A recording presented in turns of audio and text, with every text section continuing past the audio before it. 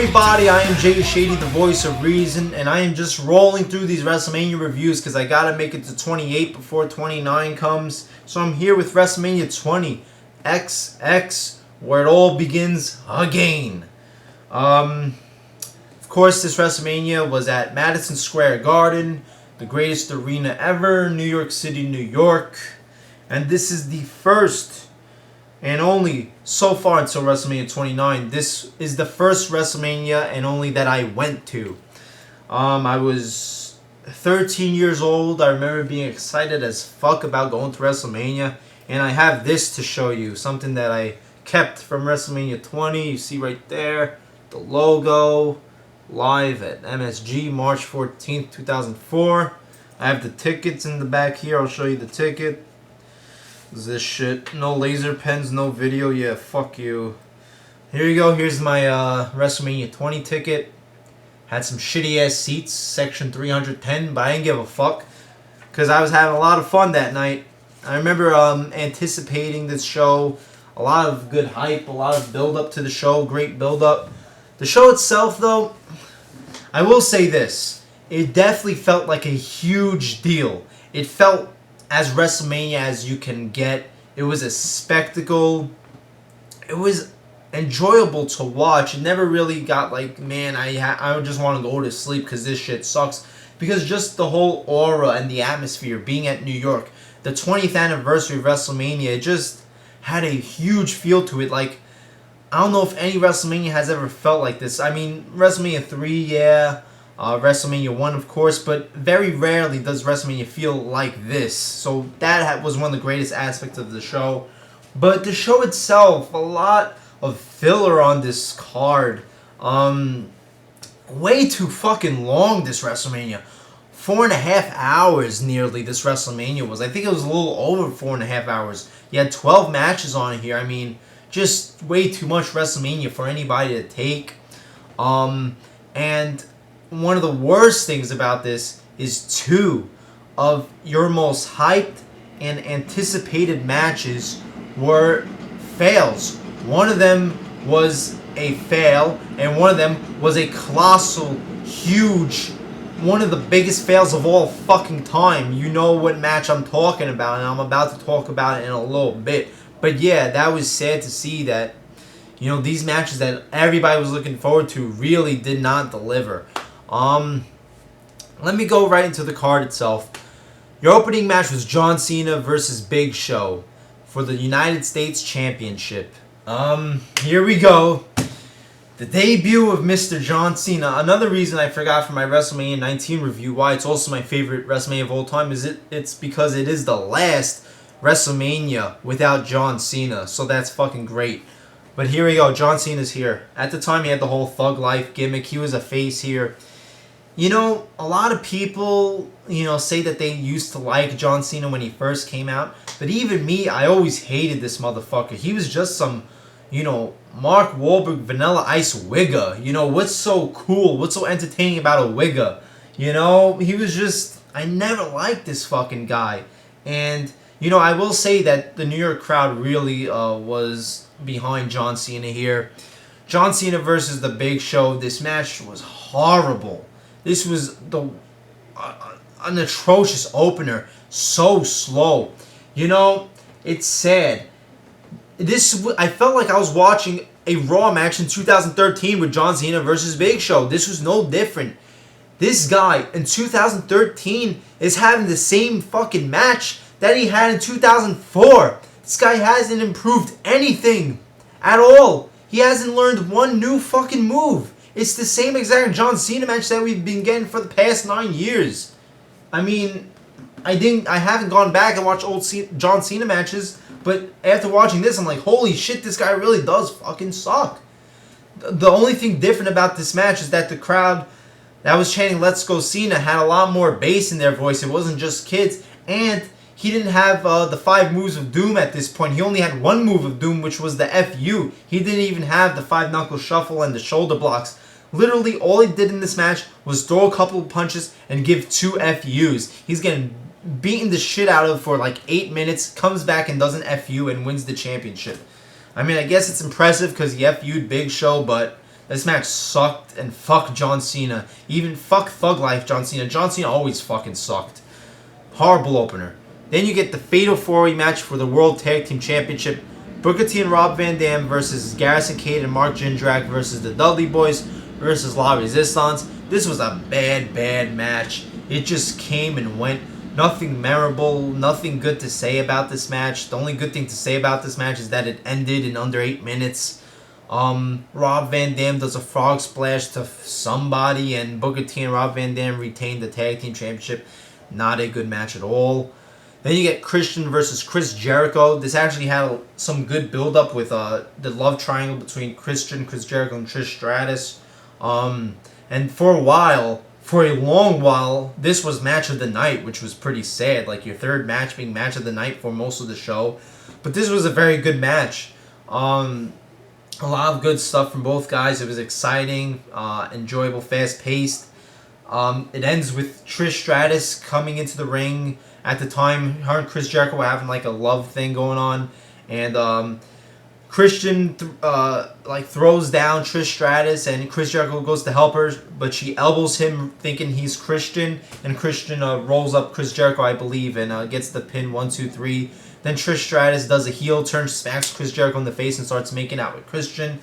Liked this match a lot. Very entertaining. It was a really good match. Not great, but really good. And for a while, it was match of the night.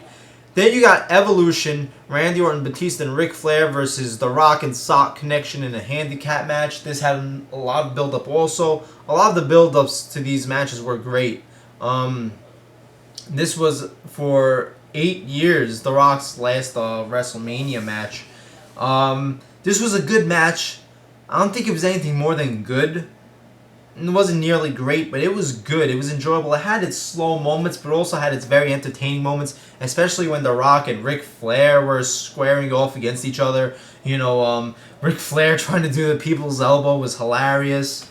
Rock making fun of the Ric Flair strut was great. I thought that Rock and Sock Connection really should have won this match. I mean, the New York crowd would have loved seeing Mick Foley and The Rock get the win here. You had Evolution go over. They were trying to build these new stars, so I'm fine with that. But I would like to see Rock and Sock Connection win. I believe it ends with Randy Orton giving an RKO to Mick Foley. Good match. Then you get Tori Wilson and Sable versus Stacy Keibler and Miss Jackie in a Playboy evening gown match. Hot chicks with their asses out. What am I going to complain about? I mean, who gives a fuck who won? I won in this match by seeing all these chicks' asses. All right. So then you get Chavo Guerrero, who was the champion. There is a cruiserweight open for the cruiserweight championship. You had like 10 guys involved. I'm not going to go into this match, but I will say it was exciting, enjoyable, fast-paced. It was, 10 people being involved, so it was a lot of short matches, but it was exciting. It was definitely a positive thing. Chavo Guerrero picks up the win. I forgot how, but he does and retains the championship. Then you get your fucking...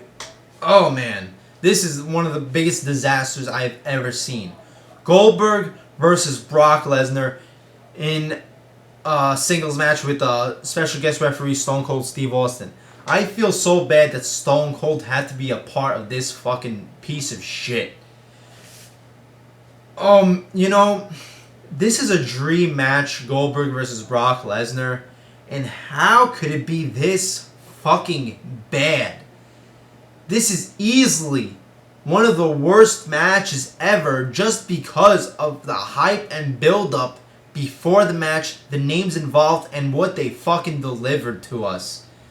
The only good thing about this match was us, the New York crowd. We were phenomenal throughout this thing, chanting, "Na na na na, hey hey, goodbye," because both guys were leaving, chanting, "This match sucks," chanting Hogan, chanting "We want Brett," chanting Austin, chanting "You sold out." The crowd was the only thing that's enjoyable about this match when you go back and watch it. Oh man, it literally takes 6 minutes for these guys to do some fighting. It takes them 6 minutes to do something other than a front face lock or a headlock.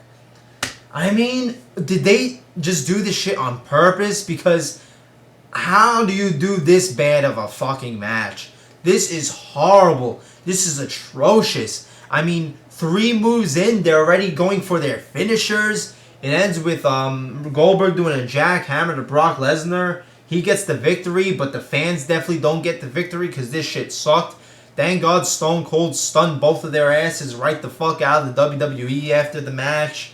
This was horrible. One of the, probably, arguably the biggest letdown ever. Ever. Disgusting.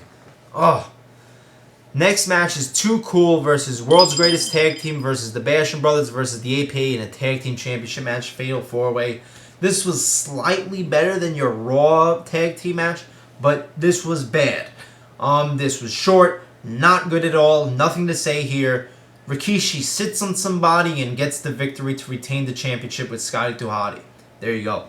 Next you had Victoria versus Molly Holly in a women's championship match. Molly's hair was on the line. This was a shitty women's match. You know, their asses weren't out here, so I didn't give a fuck.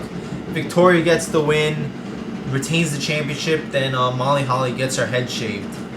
Then you get Eddie Guerrero versus Kurt Angle for the WWE Championship.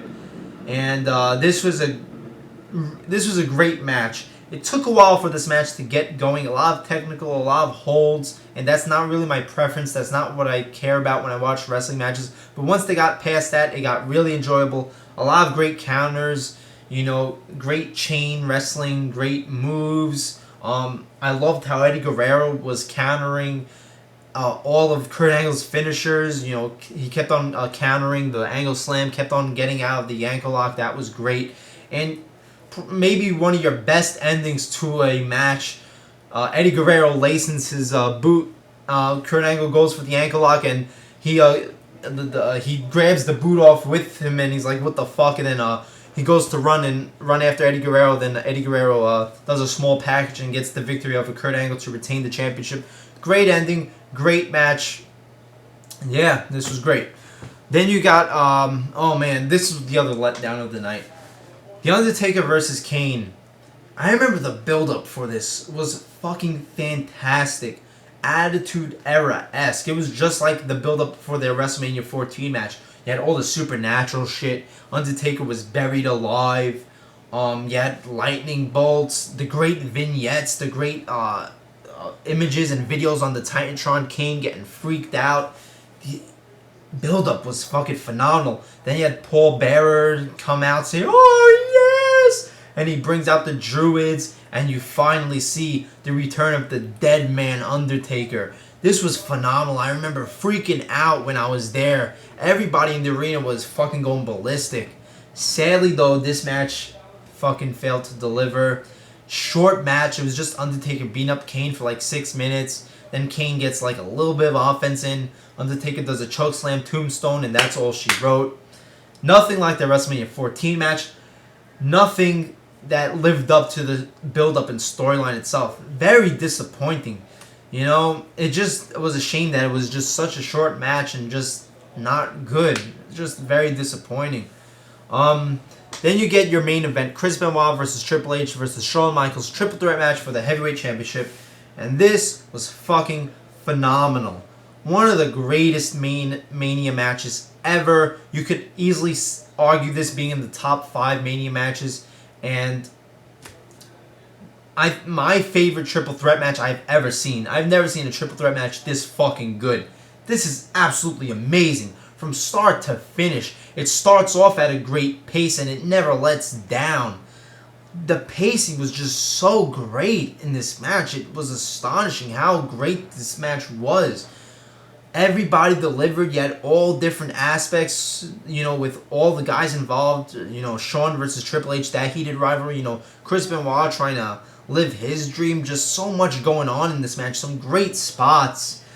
Shawn Michaels gets busted open, bleeding like a motherfucker. Shawn Michaels and Triple H team up and do a double suplex to Chris Benoit from one announce table onto the other. Fucking crazy. Then you have Shawn Michaels in the crippler crossface, and he's about to tap out, and Triple H catches his hand to break it up. A bunch of awesome shit. So entertaining, this match. Fucking 5 stars, easily. Chris Benoit gets the win.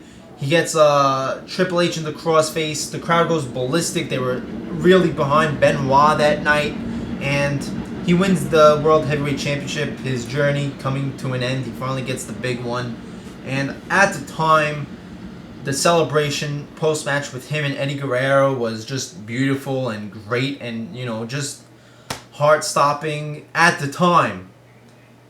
That was before he became a sadistic, psycho fucking Norman Bates family child killer. So the ending doesn't have that kind of effect that it used to have on me. Quite frankly, I can't look past what this fucking serial killer did. Not serial killer, but, you know, family killer. But yeah, at the time it was a phenomenal ending. But even though, you know, all that crazy shit that he did, this is still a 5-star match. Phenomenal. Greatest triple threat match ever. One of the greatest Mania matches ever. So there's my review of WrestleMania 20. I'm going to give it a 6.5 out of 10. You know, you had... The 6.5 is mainly based on this main event match, your WWE Championship match, and just the feel and the atmosphere and just how larger than life this event felt. It felt huge, like WrestleMania. And also, I forgot to say, the opening video package to this WrestleMania, I loved it. You know, going back, talking about all the old WrestleManias, this is where it all begins again.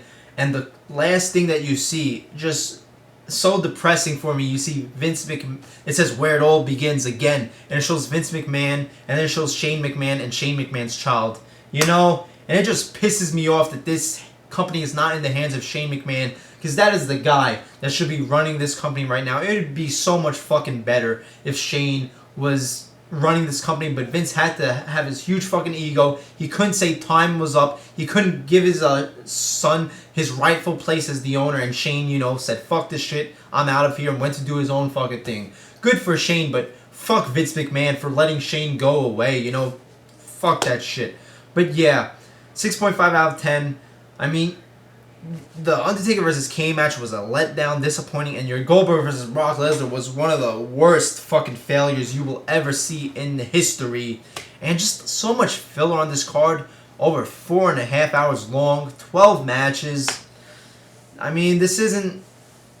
I mean, if this easily could have been one of the greatest legendary WrestleManias of all time, instead, because of a bunch of filler and a bunch of, you know, average, not good matches, it's an average, okay WrestleMania, I guess. So there you go. There's my review of WrestleMania 20. I'm Jay Shady, the voice of reason. Like, comment, subscribe, and I'll see you later.